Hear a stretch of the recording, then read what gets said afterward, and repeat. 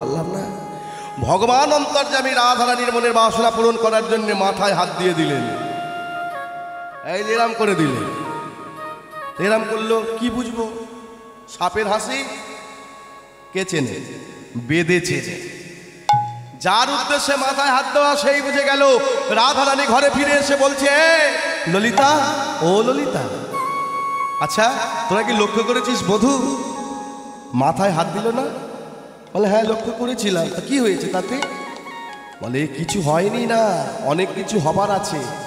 আচ্ছা বলতো মাথায় কি থাকে? বলে মাথায় থাকে কেশ। নিশ্চয়ই কেশ দিয়ে কোনো একটা জায়গা হবে, নির্দেশ করছে সেই জায়গাতে আমাদের যেতে হবে। কেশ দিয়ে কি হতে পারে? কেশিঘাট। এই সন্ধ্যাবেলা কেশিঘাটে গিয়ে কি করবো? আরো চিন্তা কর, ভাব ভাব ভাব, কেশ থেকে কি হতে পারে? ও কেশ থেকে তো কেশর কুঞ্জ। তাই?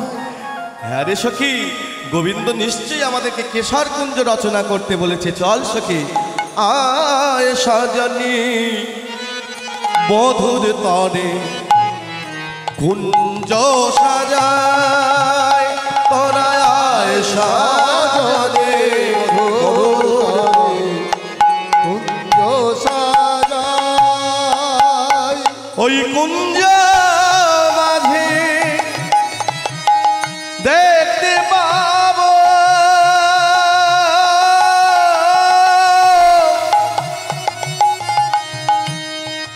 মোদের প্রাণে শ্যামরা।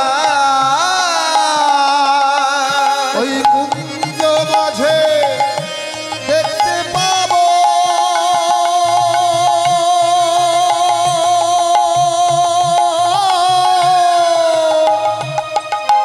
মোদের কালো শ্যামরা। সাজানি বধুর তরে কুঞ্জ সাজায়, সাজনি মধুর তরে কুঞ্জ সাজাই। তাই আর বিলম্ব নয়, রাধিকায় আদেশে মনের হরিষে, রাধিকায় আবেশে মনের হরিষে কুসুম রচনা করে। রাধিকার আদেশে মনের হরিষে কুসুম রচনা করে। আস্তে আস্তে আস্তে এই যে কুঞ্জ রচনা হয়েছে, কে দিয়ে? ফুল দিয়ে হয়েছে তো। কিন্তু এই ফুলগুলো কুঞ্জের কৃষ্ণ সেবার উপযোগী কি তার কোনো পরীক্ষা হয়েছে কি? কিন্তু রাধারানী সব প্রত্যেকটা ফুল পরীক্ষা করে নিয়েছে। কি করে? না কৃষ্ণের কোমল অঙ্গে এই ফুলের স্পর্শ হবে। ফুলগুলো কোমল হওয়া প্রয়োজন, নরম হওয়া প্রয়োজন। যদি কঠিন হয় তাহলে গোবিন্দের অঙ্গে আঘাত লাগবে। তাই একটা করে ফুল তুলেছে, সেই ফুলটি কোমল কিনা নয়নের তারাতে আঁচড় কেটে দেখে নিয়েছে। আহা, যে ফুলটি কঠিন সেই ফুলটি কৃষ্ণ সেবার যোগ্য নয়। এখানে কিন্তু তত্ত্ব। ফুল আমরা সকলে, কিন্তু সকলে কি গোবিন্দ সেবায় লাগবো? কোন ফুলগুলো যাবে? যে ফুলগুলো কোমল, যে ফুলগুলো নরম, আর যে ফুলগুলো উগ্র, সে ফুলগুলোকে রাধারানী ওই বাদ দিয়ে দেবে। তাই যে ফুলগুলো নরম সেই ফুলগুলো সাজিয়ে রাখলো। মল্লিকা মালতি আরো জাথি জুথি সাজাইল থরে থরে, রাধিকায় আদেশে মনের হরিষে, রাধিকায় আবেশে মনের হরিষে কুসুম রচনা করে। রাধিকায় আবেশে মনের হরিষে কুসুম রচনা করে। মল্লিকা মালতি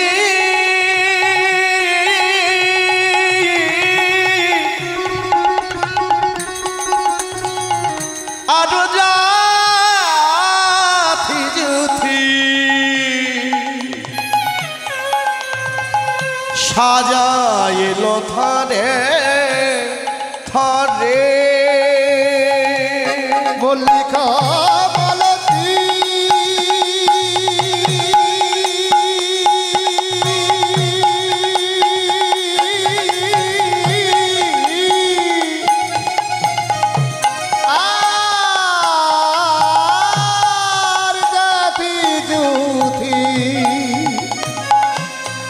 সাজাইল থরে থরে বলি যাই রে শোভার বলি হারি যাই রে শোভার বলি হারি ওই না মধুর নয় কুঞ্জ বনে যাই রে শোভার বলি হারি ওই না মধুর কুঞ্জ বনে যাই রে শোভার বলি ওই না মধুর কুঞ্জ বনে যাই রে শোভার বলি হারি আমি যতই বলি আর ততই হারি যাই রে শোভার বলি হারি আমি যত বলি তত আমার বলে আশা মিটে না গো জয় গৌর মনের আশা মেথে না গো যতই বলি ততই হারি জয় রে শোভার বলি হরি।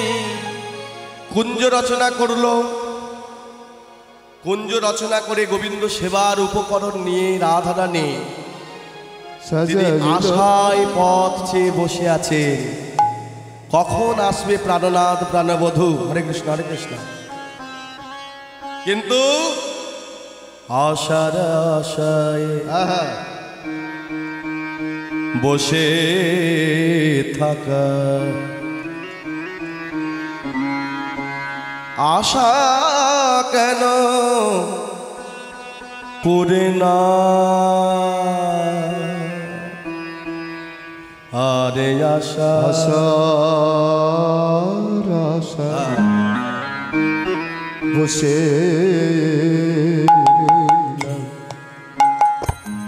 আমার আশা পুরো হলো না না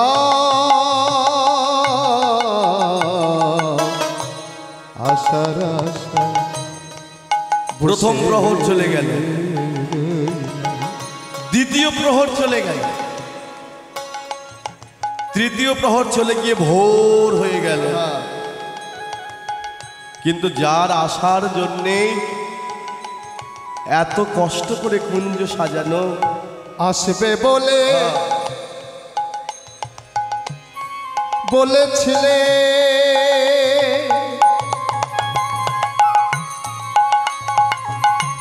নিঠুর লীলা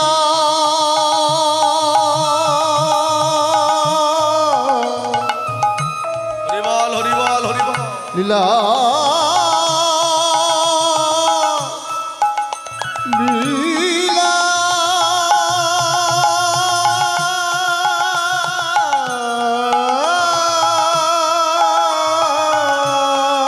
তুমি আসবে বলে বলেছিলে, তুমি কেন বধূ এলে না? তোমার আশার আশায় বসে রইলাম, আশা পূরণ হলো না। আশার আশায় বসে রইলাম, আশা পূরণ হলো না। আশার আশায় বসে বসে বসে রইলাম। আচ্ছা, কৃষ্ণ গেল কোথায় আপনারা সকলেই জানেন। তাহলে কি কৃষ্ণে তিনি আসবে বলে এলেন না, নাকি রাধারানীর বুঝতে ভুল হয়েছিল, নাকি কোথাও কিছু গন্ডগোল হলো? সখীরা সেই প্রশ্ন করছে যে রাধে নিশ্চয়ই তোর বুঝতে ভুল হয়েছে। মাথায় যে হাত দিয়েছিল হয়তো অন্য কিছুর কারণে মাথায় হাত দিতেই পারে। এই যেমন মাথায় আমাদের হয় ফুসকি টুসকি হয়, চুলকোনা পায় চুলকে নিয়ে। তুই ভেবে নিলি তোর জন্যে কুঞ্জ রচনা করতে বলেছি, এটা তো হতে পারে। রাধারানী বলছে না, আমার বধূর প্রাণ আমার প্রাণ এক, একই আত্মা, কিন্তু দুটো দেহ, দুটো দেহ হলে কি হবে? আত্মা তো একটা। বধূ কি চায় আমি কি জানি না? বধূ আমাকে কথা দিয়েছে কুঞ্জ রচনা করতে, তাহলে গেল কোথায়? গেল কোথায়? গোবিন্দ আসছিলেন কেশর কুঞ্জে, কিন্তু আসতে গিয়ে একটু পথ ভুল করে। আসলে ভগবান তো ভক্তের ডাক তিনি এড়াতে পারেন না। যে যখন ডাকে তখন তাকে। রাধারানী যেমন কুঞ্জ সাজিয়ে বসে রয়েছেন, আর একজন ভক্ত তিনিও তার মন যেন কেমন কেমন বলছে, সখীদেরকে বলছে, এই সখী, আমার মন যেন কেমন কেমন করছে রে। কি করছে? মনে হয় আমার বধূ আজকের এলেও আসতে আসতে পারে। বাহ, তাই এক কাজ করি, আয় তোমরা কুঞ্জ সাজাও গো, আজ আমার প্রাণনাদ আসিতে পারে। কুঞ্জ সাজাও গো, আজ আমার প্রাণনাথ আসিতে পারে। মনে চায় প্রাণে চায়, মনে চায় প্রাণে চায়, দিলে চায় জানে তোমরা কুঞ্জ সাজাও গো, আজ আমার প্রাণনাথ আসিতে পারে। তোমরা কুঞ্জ সাজাও গো, আজ আমার প্রাণনাথ আসিতে পারে।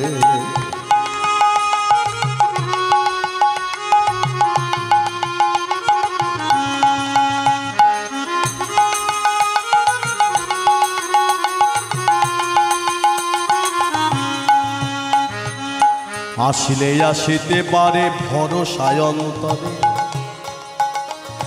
সাজাও গো ফুলের বিছানা পবিত্র অন্তরে। কুঞ্জ সাজাও গো, আজ আমার প্রাণনাদ আসিতে পারে। কুঞ্জ সাজাও গো, আজ আমার প্রাণনাথ আসিতে পারে। কুঞ্জ সাজাও গো, আজ আমার প্রাণনাথ আসিতে পারে। আতর গোলাপ চুয়া চন্দন ছিটাইয়া দাও ঘরে, আতুর গোলা চুবা চন্দন ছিটাইয়া দাও ঘরে। আতর গোলাপ চুয়া চন্দন ছিটাইয়া দাও ঘরে। আতুর গোলা চুবা চন্দন ছিটাইয়া দাও ঘরে। সাজাও গো ফুলের বিছানা পবিত্র অন্তরে। কুঞ্জ সাজাও গো, নিতাই গৌর হরি হরি বল। আসিতে পারে তোমরা কুঞ্জ সাজাও গো, আজ আমার প্রাণনাথ আসিতে পারে। মনে চায় প্রাণী চায়, মনে চায় প্রাণী চায়, দিলে চায় জারি তোমরা কুঞ্জ সাজাও গো, আজ আমার প্রাণনাথ আসিতে পারে। কুঞ্জ সাজাও গো, আজ আমার প্রাণনাথ আসিতে পারে। সেই ভক্তটাকে, সে হলো চন্দ্রাবলী। চন্দ্রাবলীও কুঞ্জ সাজালো। গোবিন্দ রাধারানীর কুঞ্জে যেতে গিয়ে চন্দ্রার কাছে ধরা পড়ে গেল। আর কৃষ্ণকে যদি কেউ পায় গো, কৃষ্ণ ভক্ত, সে কি ছেড়ে দেয়? তাই মনের স্বাদ মিটিয়ে কৃষ্ণ সেবা করলো। নিশি অবসান হলো। যখন কৃষ্ণ ছাড়া পেল তখন প্রায় ভোর হয়ে এসেছে, কিন্তু কৃষ্ণের বুকের ভিতরটা গুড়গুড় করে উঠল। উঠবে না? চন্দ্রাবলীর কুঞ্জে থাকলেও, দেহ থাকলে মন ছিল রাধারানীর কুঞ্জের দিকে। আমি যে রাধারানীকে কুঞ্জ রচনা করতে বলেছি, রাধারানী কুঞ্জ সাজিয়ে বসে রয়েছে। কি জানি সেখানে কি পরিস্থিতি, কি অবস্থা চলছে। রাধারানী কি করেছেন? কৃষ্ণ সেবার জন্য যে মালাটি গেঁথেছিল ছিঁড়ে দূর করে ফেলে দিয়েছে। তার পদধৌত করার বাড়ি ছিল সেটাও বাইরে ফেলে দিয়েছে, তাম্বুল ছিল সেটাও ফেলে দিয়েছে। দিয়ে অঝর নয়নের চোখের জলে বুক ভাসিয়ে কাঁদছে, হে বধূ, আমি কি অপরাধ করেছিলাম যে তুমি আমাকে আসবে বলে কথা দিয়েও কেন তুমি এলে না? সেই ভয়ে গোবিন্দের বুকটা দূর দূর দূর দূর করছে। চন্দ্রাবলী শনি কুসুম কাননে সুখেতে ছিলেন শ্যাম শ্যাম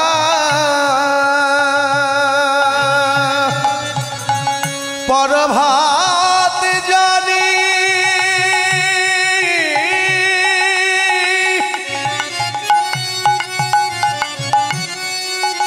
ভয়ে ভীত মনে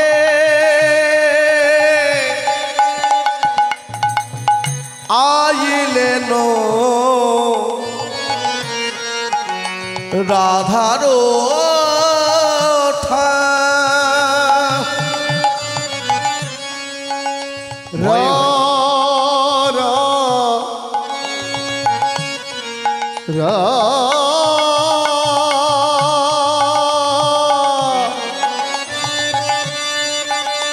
প্রভাত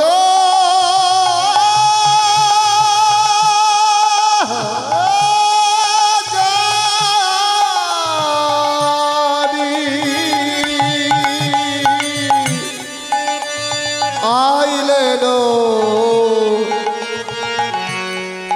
বিনোদিনী রাধার ঠাই। এসে গোবিন্দ দেখলেন যেটা হবার সেটাই হয়েছে। দেখে ফুলমালা তাম্বুলের ডালা, তাম্বুলের ডালা ফেলিয়া ছেড়াই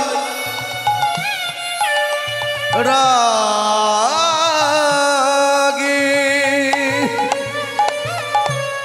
ধুলোতে লুটিয়ে থাকা মালাটিকে গোবিন্দ আমার বুকে করে তুলে ধরেছি। মালা, তুই আমার গলায় যাবার কথা ছিলিস, কিন্তু তুই ধুলাতে পড়ে গড়াগড়ি খাচ্ছিস। এর জন্য দায়ী আমি। তবে তুই একাই যে ধুলোই গড়াগড়ি যাবি এটা নয়, একটু পরে দেখ তোর মতো আমাকেও এই ধুলাতে গড়াগড়ি খেতে হবে। মালা, আমাকেও যে কাঁদতে হবে। মালা, আমাকেও কাঁদতে হবে। মালা, আমাকেও কাঁদতে হবে। আমাকেও কাঁদতে হবে। আমন ধুলাই গড়া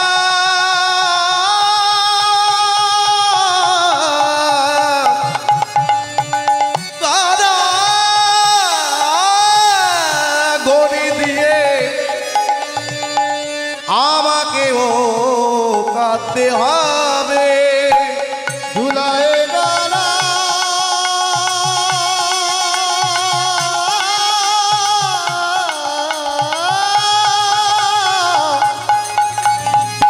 গড়ি দিয়ে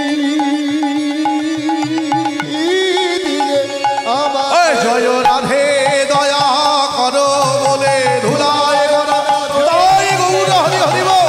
করো বলে ধুলাই গড়াগড়ি দিয়ে আমাকেও কাঁদতে হবে। হে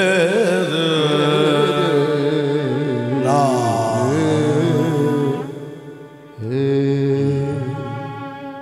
তারপরে গোবিন্দ যখনই প্রবেশ করতে যাবে বাধা দিল 100 কে। এই কে তুমি? কি ব্যাপার?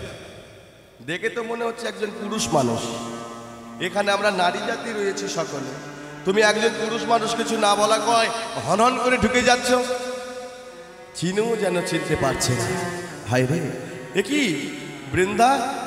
আমি গো, আমি আরে আমি কে? তুমি কে? তাকিয়ে দেখো। কে তুমি? তুমি কোন হনু হে? গোবিন্দ তখন বলছে তাই আমাকে চিনতে পারছো না? তবে শোনো, আমি কে? আমি হরি, আমি হরি, আমি হরি, আমি হরি, আমি হরি, আমি হরি, আমি হরি। আমি হরি, আমি হরি, আমি হরি, আমি হরি। এই জগতের যত পাপ তাপ আমি হরি, আমি হরি। এই জগতের পাপ তাপ আমি হরি, আমি হরি, আমি হরি। আমি হরি।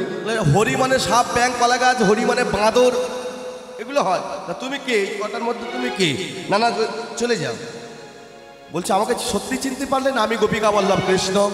বলে কৃষ্ণ? তার তো মুখমণ্ডল ঢলঢল ঢলঢল করে নীল ফুটন্ত পদ্ম ফুলের মতো। তোমার বদনে কেন ঝলসা দেখি? বদন কেন ঝলসে গেছে? তোমার বদনে কেন ঝলসা দেখি? বদন কেন ঝলসে গেছে? তোমার বদন ঝলসে গেছে কেন? সারা নিশি জেগে, হ্যাঁ? তখন বলছে এর কারণ তোমাদের রাধারানী। মদনা নলে তনুতা আতলো, সারা নিশি জাগরণে গেল। তা নয় বুঝলাম, কিন্তু সর্ব অঙ্গে তোমার এই যে নখের আঁচড় কামড়, এগুলো কেন? বলে না না, এই মাছি ছিছি, এগুলো নখের দাগ নয়। কণ্ঠকে তনু ক্ষত বিক্ষত, কতল ক্ষত বিক্ষত, কণ্ঠকে তনু ক্ষত বিক্ষত, কতল ক্ষত বিক্ষত। তোহে ধুরইতে গে, তোয়ে ধুরাইতে গে, তোহে ধুরইতে গে, তোহে ধুরইতে গে।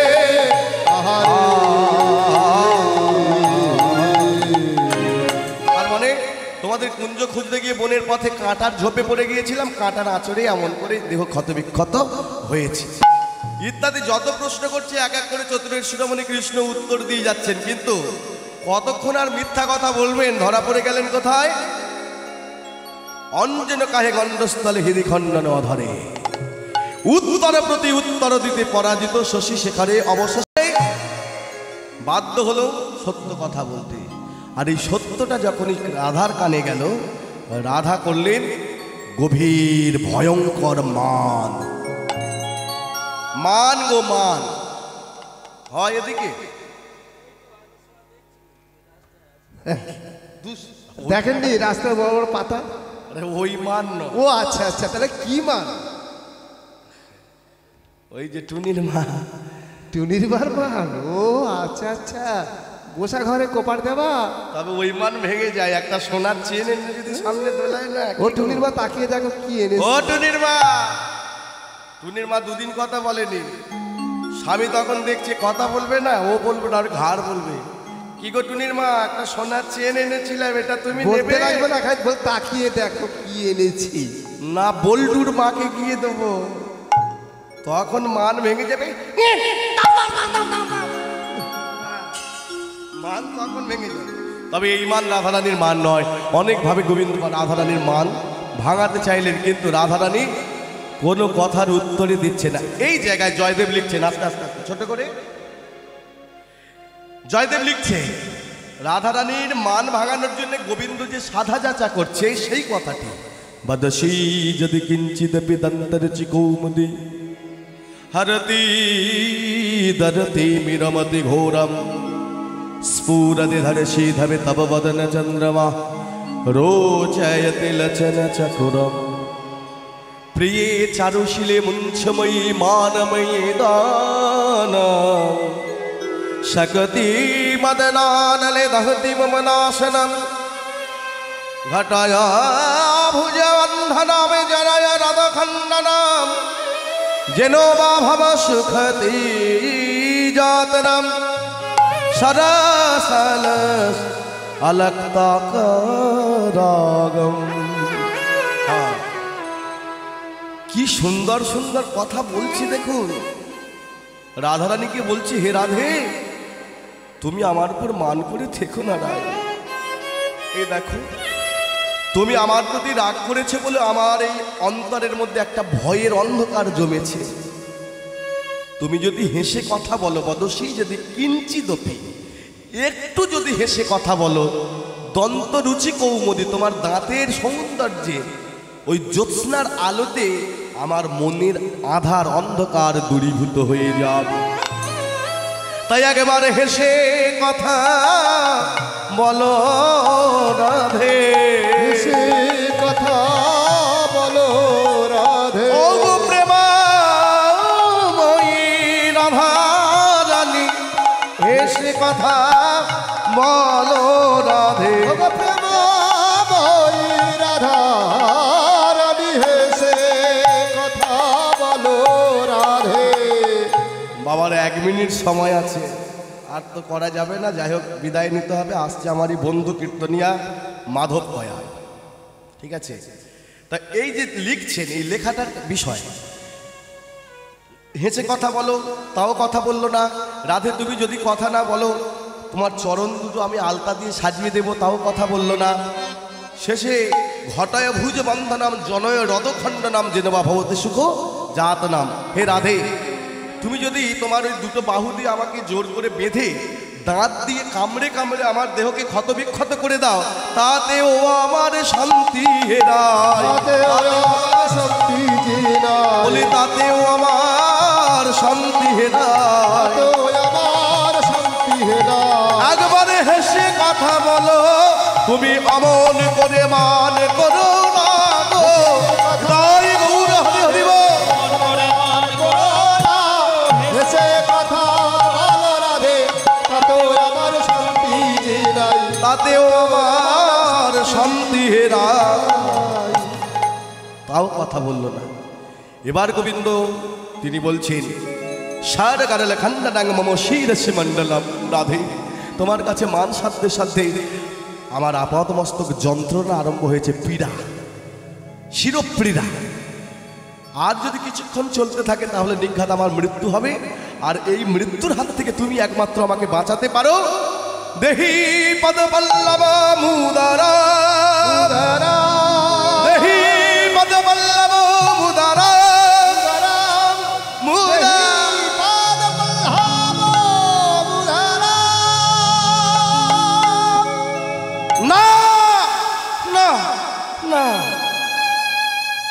জয়দেবের হাতটা কেঁপে উঠল, কাপা হাত থেকে কলমটা খসে পড়ে গেল। না, এ হতে পারে না। যতই বড় ভক্ত হোক, যে গোবিন্দের চরণ পাওয়ার জন্য কোটি কল্পকাল ধরে যোগী ঋষি মুনিগণ যুগ যুগ তপস্যা করে, যে গোবিন্দের চরণে ধূলিকণার সন্ধান পায় না, সেই গোবিন্দের মাথার উপর আমি ভক্তের চরণ চাপিয়ে দিতে পারবো না। গ্রন্থখানা বন্ধ করে জয়দেব গঙ্গা স্নান করতে গেছে।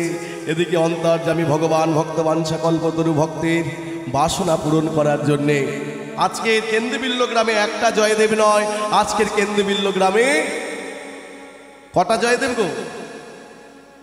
দুটো জয়দেব। একটা সত্যিকারের জয়দেব, সে গঙ্গা স্নানে গেছে, রক্ত মাংসে রক্ত মাংসে। আর একজন ভগবান, তিনি জয়দেবের সাজ সেজে, ভক্তের সাজ সেজে সজ্জিত হয়ে ভক্তের দুয়ারে এসে দাঁড়িয়ে টোকা মারছে। পদ্মাবতী, ও পদ্মা, দ্বার খুলে দাও পদ্মাবতী, দ্বার খুলে দাও পদ্মাবতী। কি সৌভাগ্য আজ পদ্মার, গোবিন্দকে সাক্ষাৎ দর্শন করবে। পদ্মাবতী স্বামীর কণ্ঠস্বর পেয়ে দরজা খুলে দিল, দিয়ে বলল, কি ব্যাপার স্বামী, এত তাড়াতাড়ি তো কোনোদিন স্নান করে ফেরো না, আজ এত সত্তরে? পদ্মা, আমার অসম্পূর্ণ পদ মনে পড়েছে, সম্পূর্ণ করার জন্য এসেছি, পথ ছাড়ো।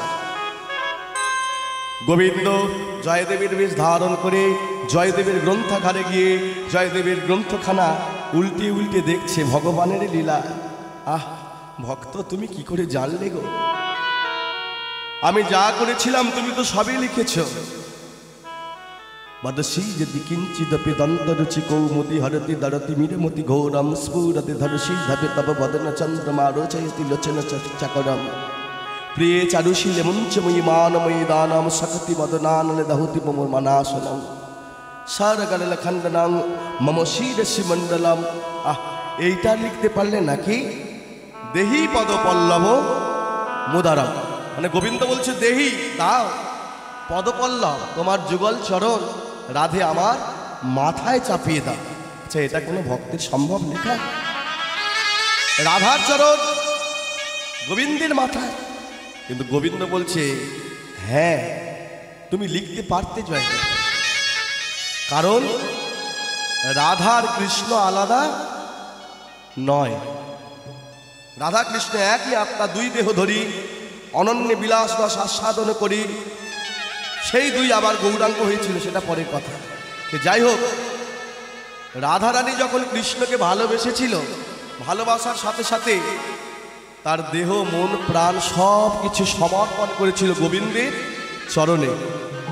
চিরজীবনের জন্য রাধারানী বিলিয়ে দিয়েছিল, বিকিয়ে দিয়েছিল, হে গোবিন্দ, এ দেহ আমার নয়, আজ থেকে আমি এই দেহ তোমার চরণে দিয়ে দিলাম, এই দেহ তোমার, তুমি যেমন পারো তেমন চালাও। তাহলে এই দেহ যদি রাধার না হয়, এই হাত রাধার নয়, এই দেহ যদি রাধার না হয়, এই মাথা রাধার নয়, এই দেহ যদি রাধার না হয়, এই চরণও রাধার নয়। কার? যাকে দিয়ে দিয়েছে তিনি কৃষ্ণ। তাহলে কৃষ্ণেরই দেহ, কৃষ্ণেরই চরণ, কৃষ্ণেরই মাথায় দেবে, এতে পাপ কিসের? তাই গোবিন্দ আমার, তিনি নিজ হস্তে আঁকা বাঁকা হাতে আঁকা বাঁকা অক্ষরে লিখে দিল রে,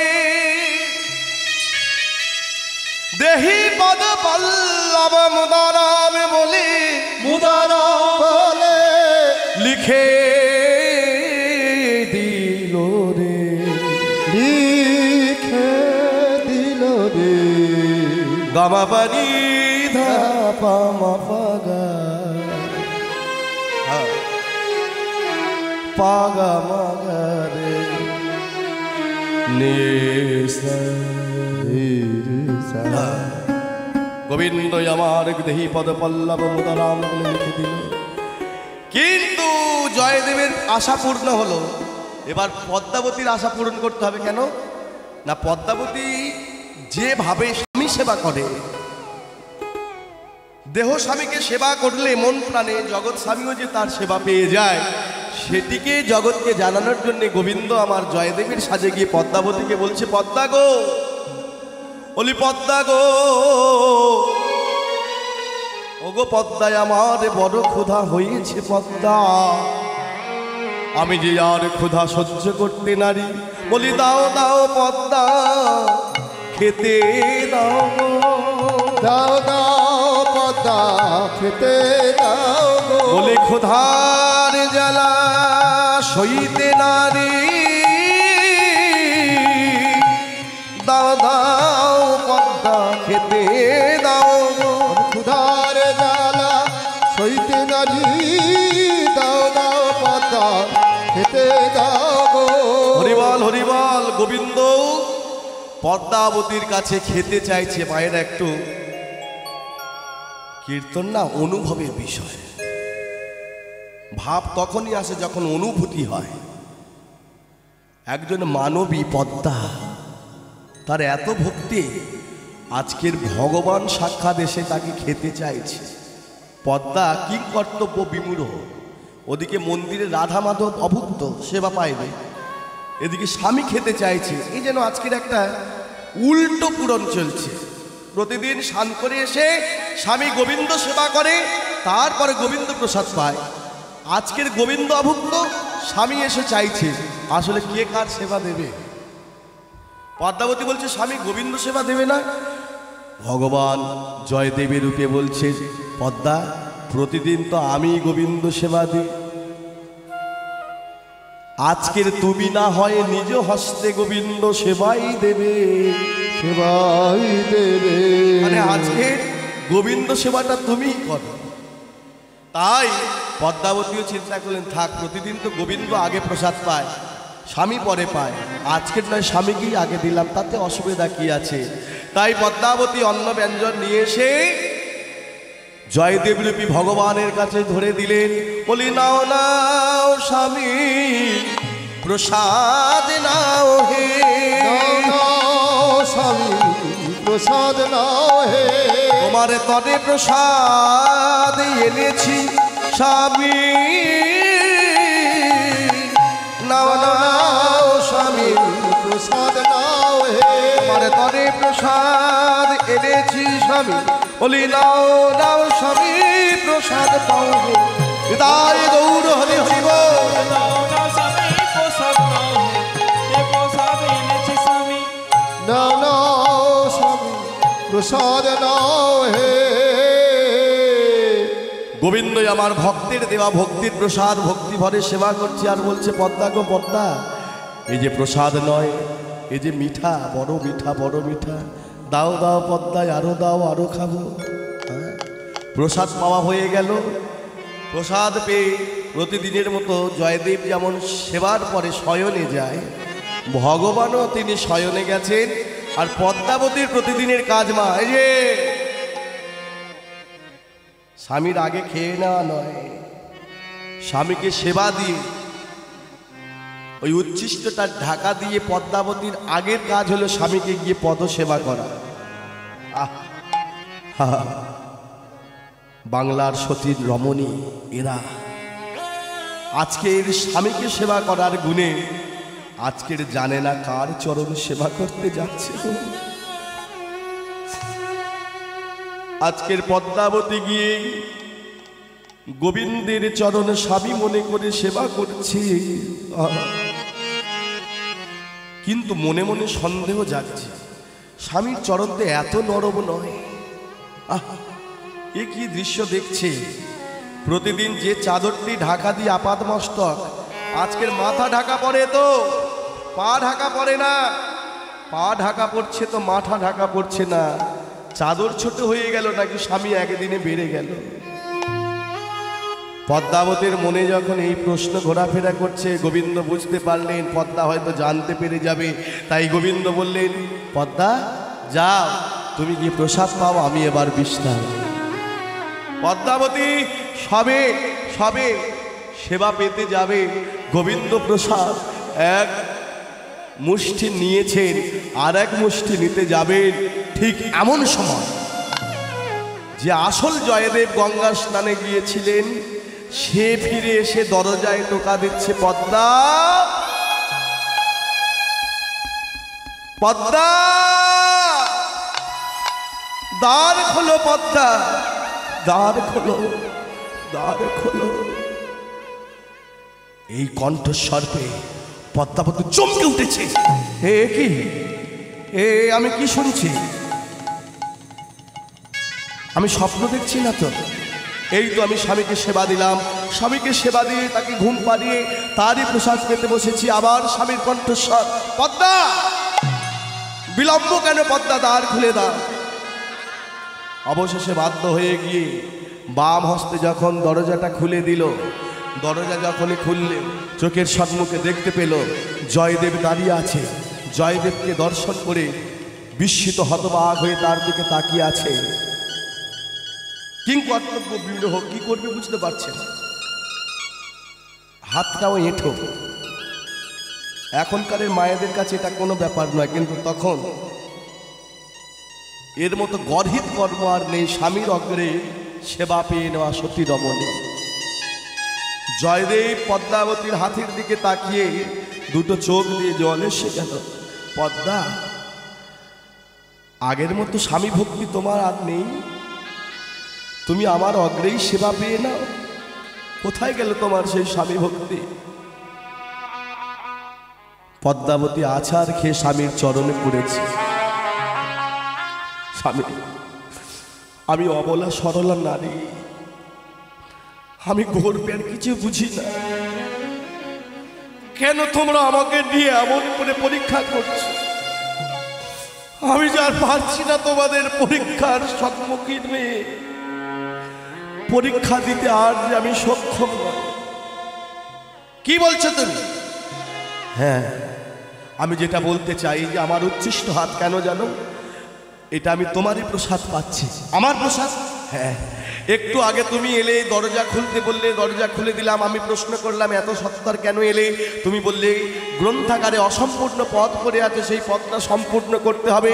পদ সম্পূর্ণ করে আমাকে খেতে চাইলে আমি তোমাকে সেবা দিলাম। তোমাকে সেবা দিয়ে তোমাকে ঘুম পাড়িয়ে তোমার সেই অন্ন প্রসাদ আমি সবে পেতে চলেছি। সেই সময় আবার তুমি আমার কাছে এসে ডাকছো। কেন কেন এমন করে আমাকে পরীক্ষা করছো? যেই না বলেছে অসম্পূর্ণ পদ সম্পূর্ণ করার নিমিত্তে জয়দেব আবার এসেছিলেন, তখন জয়দেবের টনক নড়ে গেল। আমার অসম্পূর্ণ পদ, এ তো আমি ছাড়া এই কেন্দ্রবিন্দে আর কেউ জানে না। আমি জানি, আমার শুধু গোবিন্দ জানে। আমার গোবিন্দ ছাড়া আমার এই কথা তো আর কেউ জানে না। অমনি জয়দেবে ছুটে গেল গ্রন্থাগারে। গ্রন্থাগারে ছুটে গিয়ে গ্রন্থখানা উল্টিয়ে দেখে যেই জায়গায় লিখতে পারেন সেই জায়গায় কৃপা করে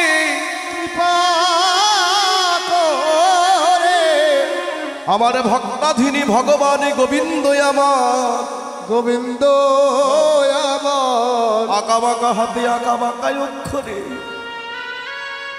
দেহি পদ পল্লব মুদারাম বলে, উদারাম বলে গ্রন্থখানা পূর্ণ করে দিয়ে গেছে, পূর্ণ করে দিয়ে গেছে। জয়দেব এই গ্রন্থখানা বুকে জড়িয়ে ধরে অঝর নয়নে কাঁদছে আর বলছে, হে গোবিন্দ, হে গোবিন্দ,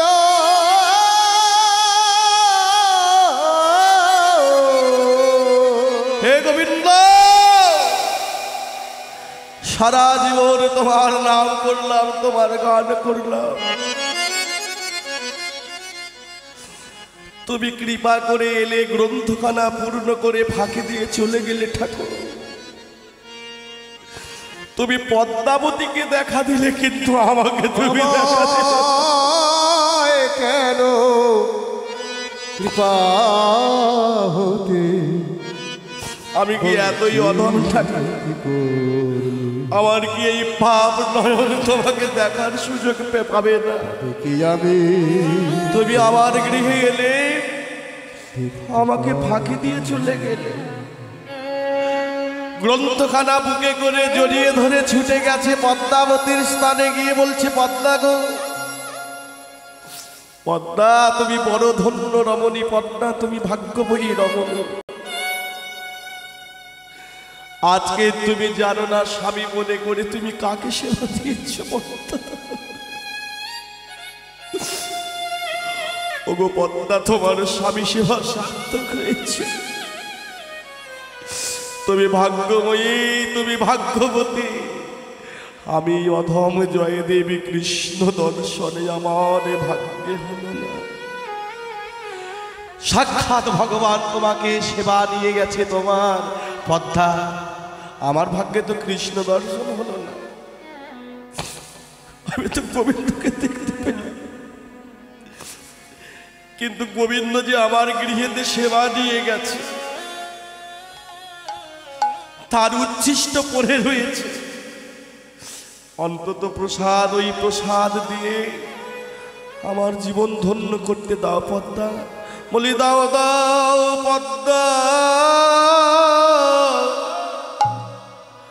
প্রসাদ দাও গো। বলে দাও দাও পদ্মা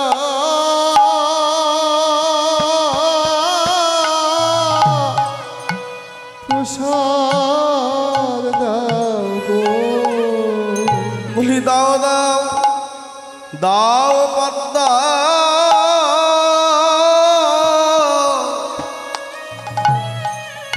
দাও প্রসাদ দাও গো। বলি দাও দাও পদ্মা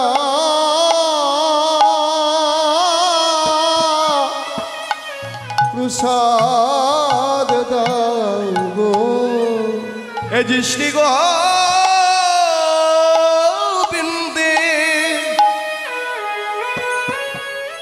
গোবিন্দের মহাপ্রসাদ।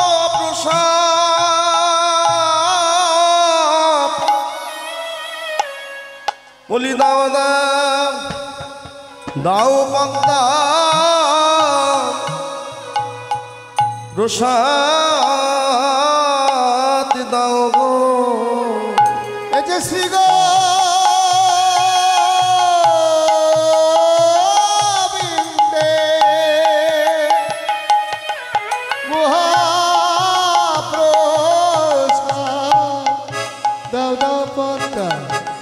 প্রসাদ দাও হে। বলিয়ে যে শ্রী গোবিন্দের মহাপ্রসাদ দাও দাও পদ্মা প্রসাদ দাও হে।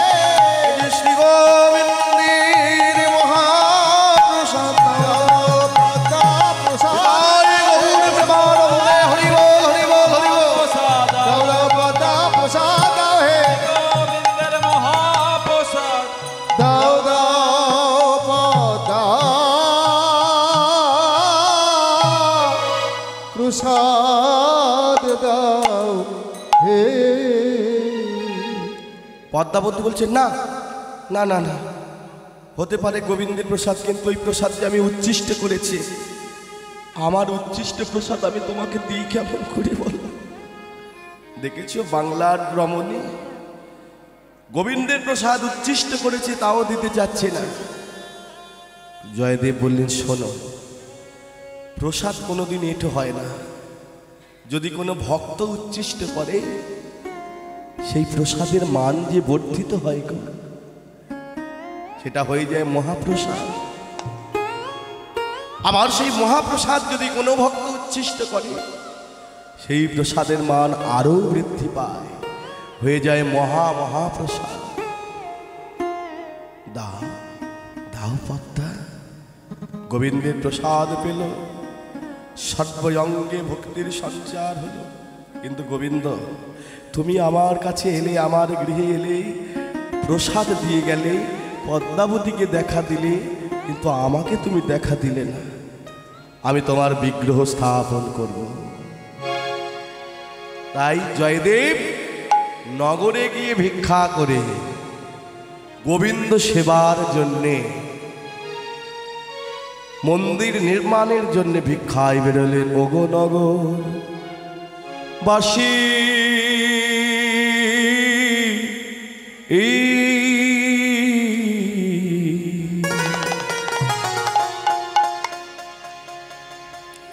তোমরা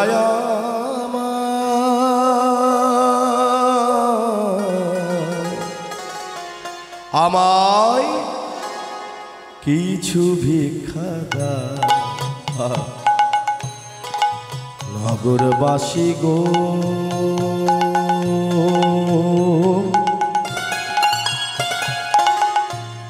কিছু ভিক্ষা দাও, কিছু ভিক্ষা দাও। গুণ গুরু বসি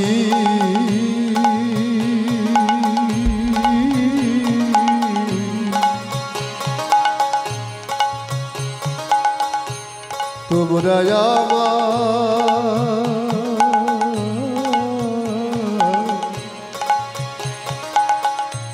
কিছু ভিক্ষা দাও,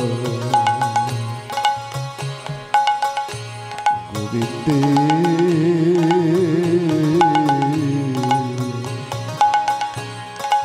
সেবা লাগি। আমার রাধা মাধবে সেবা হবে গো, আমার রাধা মাধবী সেবা হবে গো, কিছু ভিক্ষা দাও,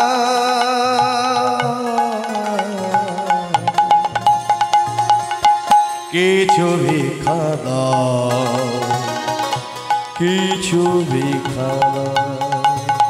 ও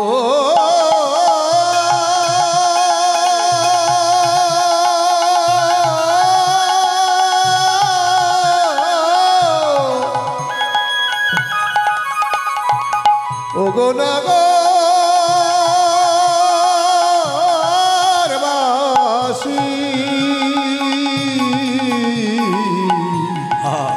আমায় কিছু ভিক্ষা দাও, কিছু ভিক্ষা।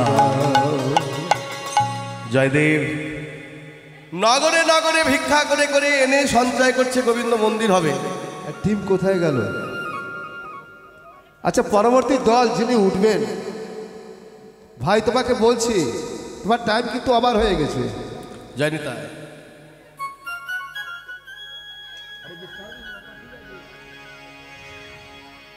তুমি ভাই চলে এসো, আমার গান শেষ। হ্যাঁ, ওই যে জয়দেব জঙ্গলের পথ ধরে ভিক্ষা করে নিয়ে আসছেন, আর পুরানো শত্রু এই রাজার পুরানো গুরুদেব রুদ্রানন্দ কাপালিক জয়দেবকে একা পেয়ে বনের মাঝে হাত কেটে নিয়ে সমস্ত অর্থ লুটপাট করে নিয়েছিল।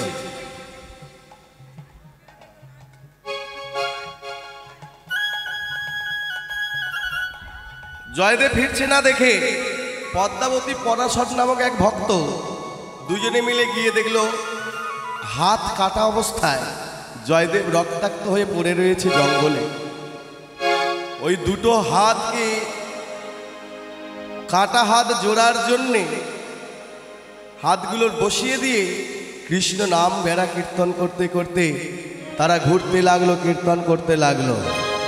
কৃষ্ণকে সব কৃষ্ণ মাধব সুধা মাধা হরিনা,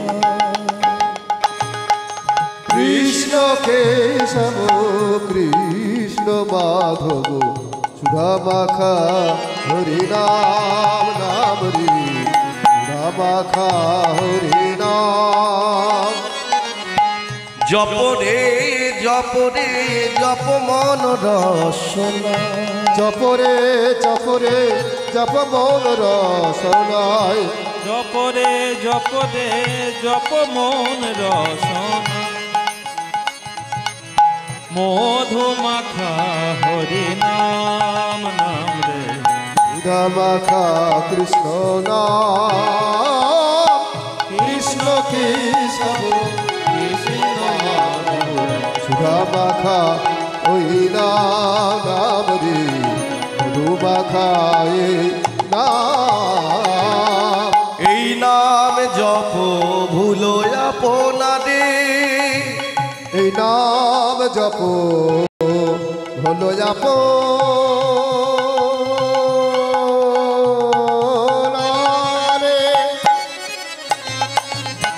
দূরে যাবে তৃষা প্রেম পারা পারে, নাম জপ হলো আপনারে।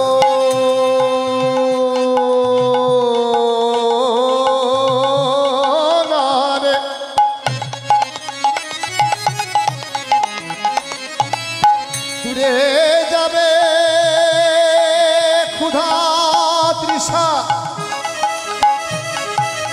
প্রেমের উদয় হবে। অন্তরে বাহিরে জপ মন এই নাম, অন্তর বাহিরে জপ মন এই নাম, অন্তরে বাহিরে জপ মন এই নাম, অন্তর বাহিরে জপ মন এই নাম। মধুমাখা হরি নাম, নাম রে সুধা মাখা হরি রাম কৃষ্ণ কেশব কৃষ্ণ মাধব রামা খাই নাম, নাম রে রামা খাই নাম।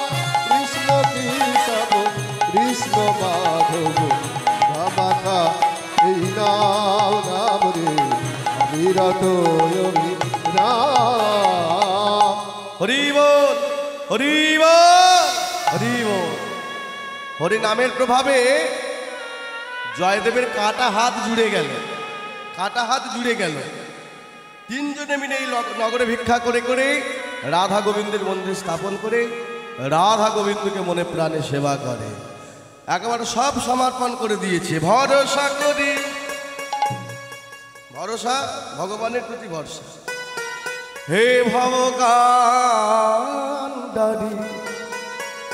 যেতে হবে তো পারবে। ভরসা করি এ ভবকান্ডারি,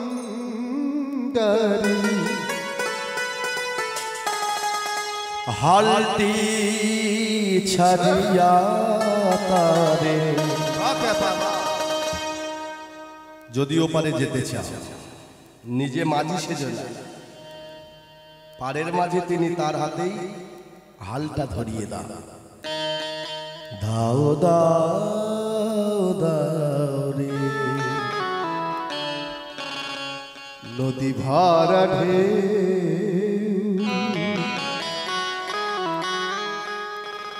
বোঝো না তোকে কেন নিজে বাবা নদী ভরা ঢেউ বোঝো না তোকে কেন মিছে তোরে, বাও বাও বাও রে।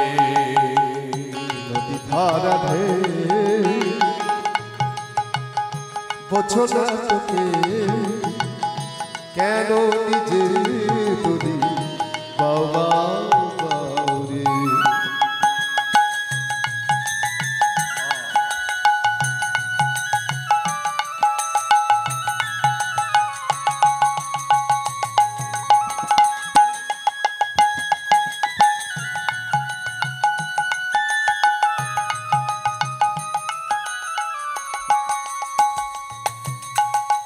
বাইতে জানো না তোরি কেন ধরা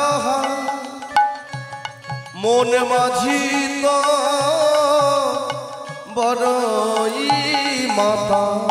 বাইতে জানো না কেন ধরো হাত মন বাছিটা তুই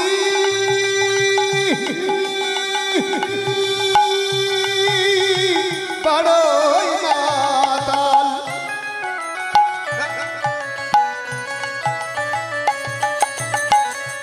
বাইতে জানো না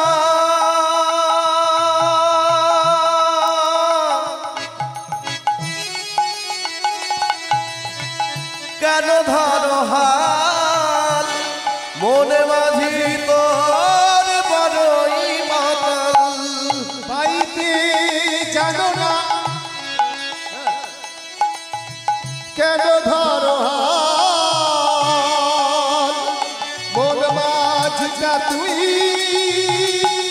বড়ই মাতাল যেতে হবে ওই পারে বোঝায়ে বলো তারে যেতে হবে ওই পারে বুঝায়ে বলো তারে ওই যেতে হবে ওই পারে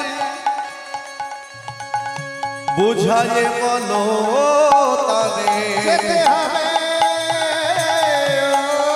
ওই পারে বুঝায়ে বলো তারে অবেলার বেলা পারে চাও চাও চাও নদী ভরা বোঝো না তোকে কেন নিজে তুরি বাবা হারা রে বোঝো না তোকে কেন নিজে তুরি বাবা রে বাড়িতে ছিল নদী হ্যাঁ একজন সাধক কালিমায়ের সাধক তার অনুভব তার অনুভূতি এই যে সংসার সমুদ্রে ভবের সাগরে আমার দেহ নৌকাটা নিয়ে বাইছি নিজে কেমন করে বাইব জানি না তো নদীর সমুদ্রের পথঘাট নিজে চালাতে গিয়ে কি বিপদ কি বিপত্তি দেখে বাড়িতে ছিল তোরে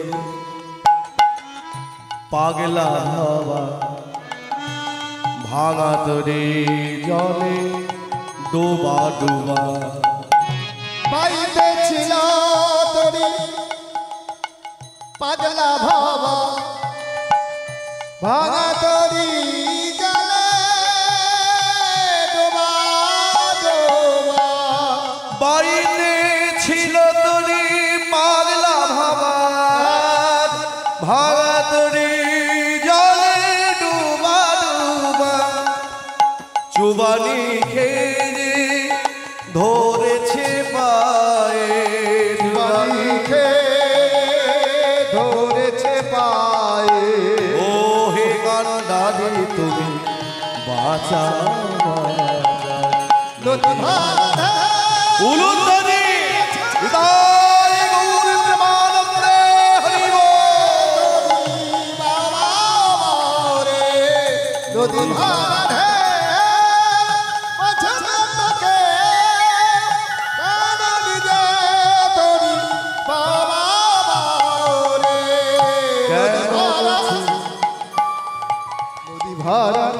নদী ভারা নদী ভারা